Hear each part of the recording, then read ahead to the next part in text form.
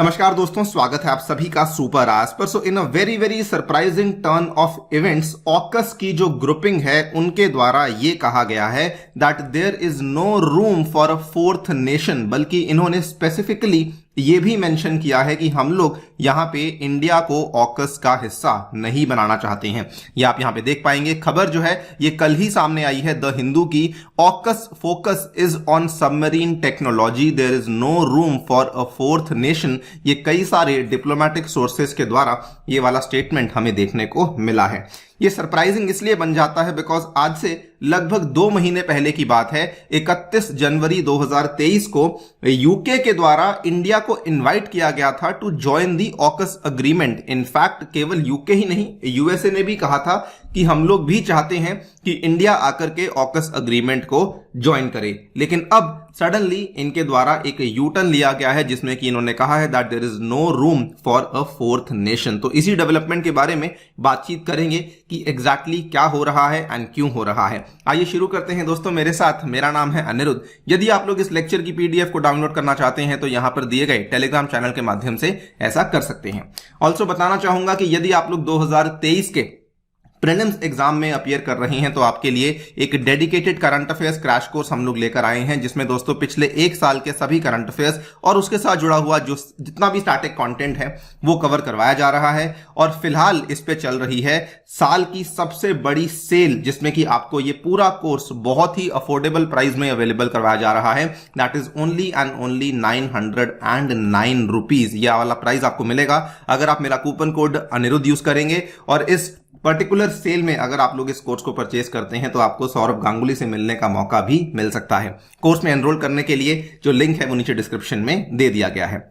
All right, सबसे पहले AUKUS के बारे में 2 शब्द आपको बता दूं तो ऑकस जो है ये एक ट्राइलेटरल सिक्योरिटी पार्टनरशिप है जिसको कि 2021 में साइन किया गया था। जैसा कि इस ग्रुपिंग का नाम है, इसमें एक तो ऑस्ट्रेलिया है, उसके बाद यूके है और साथ में आपको यूएसए देखने को मिल जाता है।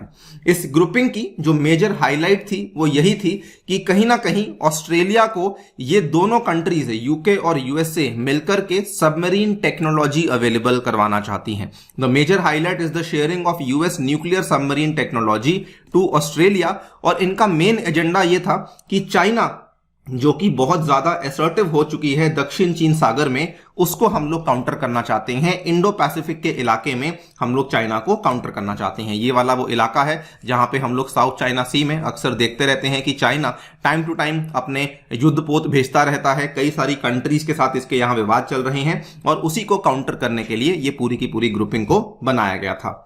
इंटरेस्टिंगली इसमें क्या हुआ था कि जनवरी 31, 2023 में यूके के द्वारा इनवाइट किया गया इंडिया को to join the AUKUS agreement. In fact वहां पे जो स्टेटमेंट सामने आया था, the chair of UK's defence select committee, उन्होंने सजेस्ट किया कि हम लोग केवल इंडिया को ही नहीं बल्कि जापान को भी इसमें इनवाइट करना चाहते हैं। एंड वी सी कि ये दोनों countries can play a key role in the trilateral security agreement. ये काफी बड़ी बात थी बिकॉज अभी तक ऐसा कभी भी कोई भी साइन नहीं आया था जो बताता हो कि ऑकस में किसी और कंट्री को इनवाइट किया गया हो, लेकिन इंडिया और जापान को इनवाइट किया गया था। सवाल यह आता है कि इंडिया को पर्टिकुलरली इनवाइट क्यों किया गया था। देखिए, इंडिया भी कई सारी सबमरीन्स को प्रोक्योर करने की बातचीत कर रहा है, कई सारी सबमरीन्स को बाय करने की बातचीत कर रहा है। और हमारी जो बातचीत है वो या तो रशिया के साथ होती है या हमारी बातचीत फ्रांस के साथ होती है जब भी सबमरीन्स की बात आती है। और इंडिया बल्कि रिसेंटली एक मल्टी बिलियन डील है जिसको फाइनलाइज करने के प्रयास में लगा हुआ है। यूएसए और यूके का यह मानना था कि अगर हम लोग इनको ऑकस में इनवाइट कर लेते हैं तो हम लोग इंडिया को रशिया और फ्रांस दोनों से ही दूर कर सकते हैं। इसीलिए उन्होंने इंडिया को इनवाइट किया था। इंडिया बाय द वे ये जो सबमरीन्स हैं इनको अपने प्रोजेक्ट 75I के तहत प्रोक्योर करने का प्रयास कर रहा है। यूएसए बेसिकली वांटेड कि इंडिया ना तो फ्रांस के पास जाए और ना रशिया के पास जाए और ये हमसे आकर के सबमरीन्स को परचेज कर ले, सो दैट हम लोग कहीं ना कहीं हमारी जो पार्टनरशिप है इंडिया के साथ वो भी बेहतर हो जाए और इंडिया का जो अलायंस है इन दोनों कंट्रीज के साथ वो कम हो जाए।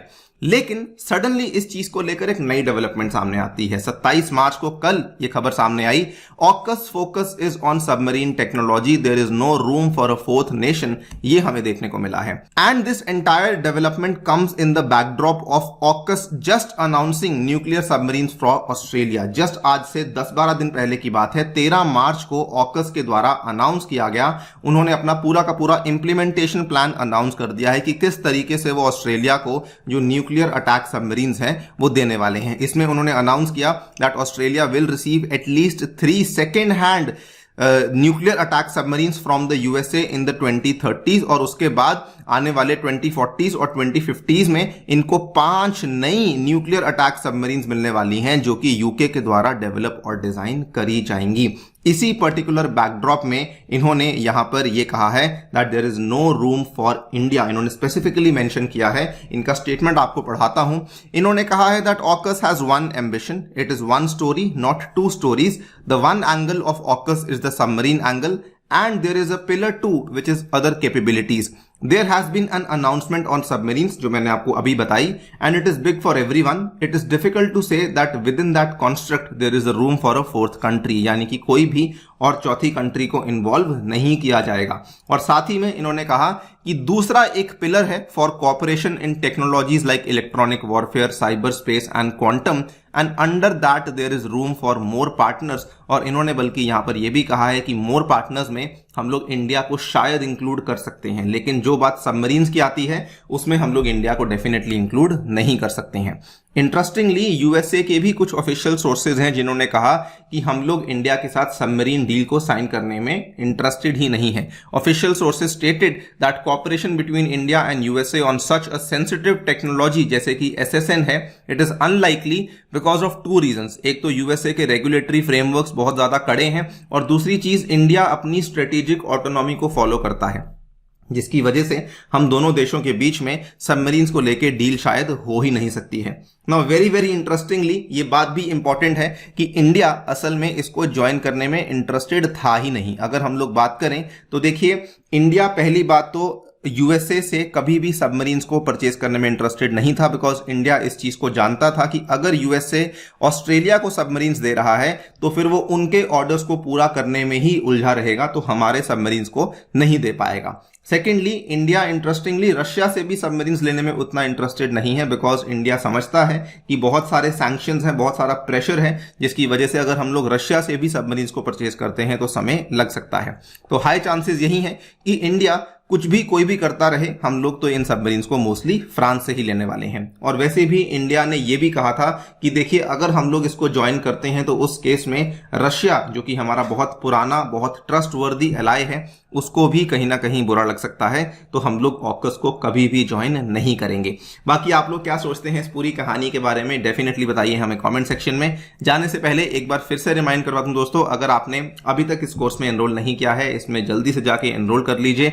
इसका जो फाइनल प्राइस है that is only and only 909 rupees, अगर आप लोग मेरा कोड अनिरुद्ध यूज करते हैं। इसका लिंक आपको डिस्क्रिप्शन में अवेलेबल करवा दिया गया है। Thank you so much for listening, stay tuned and stay safe.